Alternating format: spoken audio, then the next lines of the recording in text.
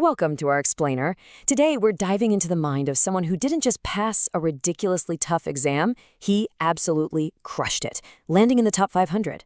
We're going to break down the exact strategies and, maybe more importantly, the mistakes that got him there.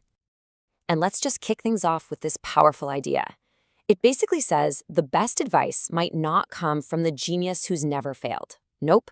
It comes from someone who's been right where you are, struggling, maybe feeling stuck, and having to claw their way back up. And the person who said that? Well, this is Suraj Prajapati.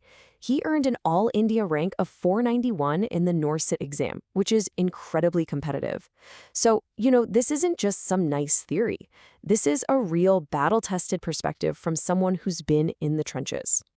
So, what's the real story behind a rank like 491? Well, his journey starts with a dose of reality that, let's be honest, most of us try to ignore. The very first thing he wants you to know is super simple. There are no magic tricks. There are no shortcuts. That amazing rank wasn't the result of one lucky day at the exam. It was built on a foundation of hard work, day in and day out. He's really clear that this is the only way to get where you want to go. And this right here perfectly explains what he means about getting advice.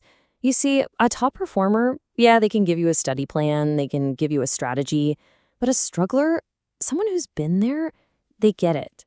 They understand the panic, the frustration, the self-doubt because they felt it too.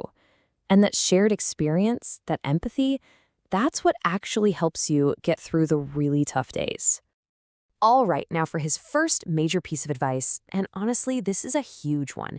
It's a warning that comes directly from a personal mistake that literally cost him years of his life. Just look at this timeline. He wasted 3 to 5 years just looking for the perfect guidance, the right coaching. Think about that. That's a massive chunk of time completely lost. So his lesson for you is urgent and it's simple. Stop endlessly searching for the perfect teacher or the perfect plan. Find someone good and just get started. Now. Okay, next up is a warning about a really dangerous psychological trap that honestly even the smartest students fall into. It's that strange moment when your own success actually starts to work against you. He asks this question that so many people can relate to. You know the feeling, right? You absolutely ace the first round, the prelims. You're feeling great, you're confident, you think you got this in the bag, and then the final result comes out and your rank is a total disaster. What happened? And here's the answer. That early success, it creates a false sense of security. It leads to overconfidence. It makes you think you've mastered everything, but in reality, you've only got a surface-level understanding. It's enough to pass that first hurdle, sure, but it's not the deep, rock-solid knowledge you need to actually get a top rank. So if wasting time and getting overconfident are the big problems, what's the actual solution? Well, this brings us to his clear, actionable, 4-step blueprint for turning yourself from just another competitor into a real rank holder. This is basically the engine that drives success, and it's a cycle you have to keep running. It starts with solving a ton of questions. That's going to show you where you're making mistakes.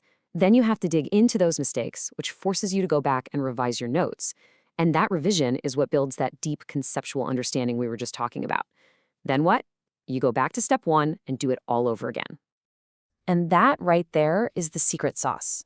This relentless loop of practicing, analyzing your screw-ups, and revising. That's the invisible work. It's not glamorous, it's not flashy, but he says it is the single most important thing that separates the people who just compete from the people who actually get the top ranks. So we'll end with a question for you to think about. After hearing all this from someone who's been through the struggle and made it to the other side, what is the one single thing you are going to change in your own preparation starting today?